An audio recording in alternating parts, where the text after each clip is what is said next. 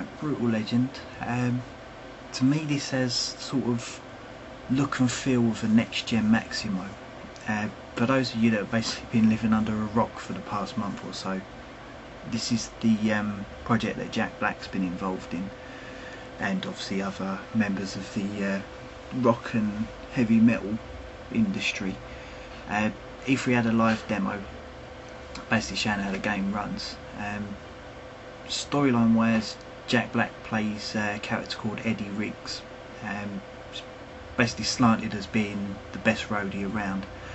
He's been transformed into some kind of it's like a heavy metal dimension, and basically the whole idea is for him to get an army together to take down this Lord Daviculus or something along those lines, whatever.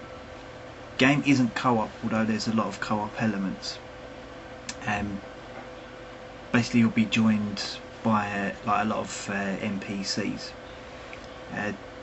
The NPCs can be used to sort of set up co-op type of attacks.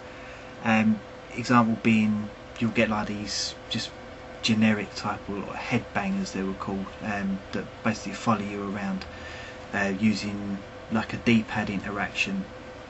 You can get them to do certain things. Example that was given, they basically like form a mosh pit as like a defensive type of shield. They had 2 missions at E3, but I've got no intention of doing any kind of spoilers.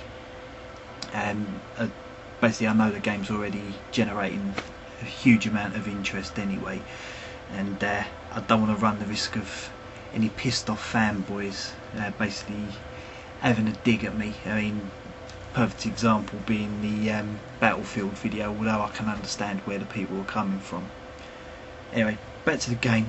The followers, as far as I can tell, works on a similar sort of line as henchmen do on Fable 2, whereas, or like the heroes in Fable 2, where you'll meet them, they'll give you something to do.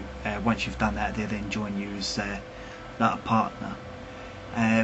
One example straight from E3's demo is a character called Killmaster, who's voiced by Motorhead's Lemmy. The fight mechanics are said to be pretty varied, so rather than just being a straight button masher, you can expect to see sort of a method and variation in the way you attack in each fight. Vehicles will also play a part, both in transport and in combat themselves. Example again from E3, they showed a tour bus being attacked by these monsters, and basically you use cars to do your protection on, or like your car to do the protection for that. The vehicles have to be summoned, which is basically just a case of playing a riff of music, which is done via, although I don't particularly like the setup, it's done by like the QuickTime events with like button presses at the right time. The word from E3 is that the vehicles are a bit iffy to control, but seeing as the game's not due until October, I fully expect they'd listen to the feedback that they've got from the show and do some tweaking before it comes out.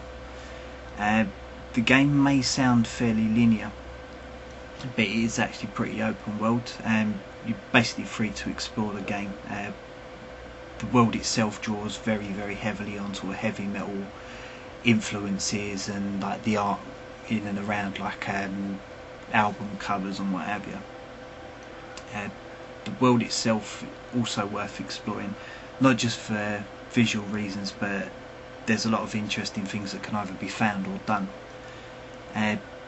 Examples, you can find like records that will give you new tunes, items to upgrade both your car, your guitar, as well as like your typical power-up items. Most interesting thing to me is the way that you can interact with the wildlife in the game. Again, more examples from the demo itself. You can ride like wild reindeer, which can gore your enemies as you're going along. And the more entertaining one, which was a use of like a porcupine type creature, which can be basically used like a spiked football that you can kick at enemies' heads.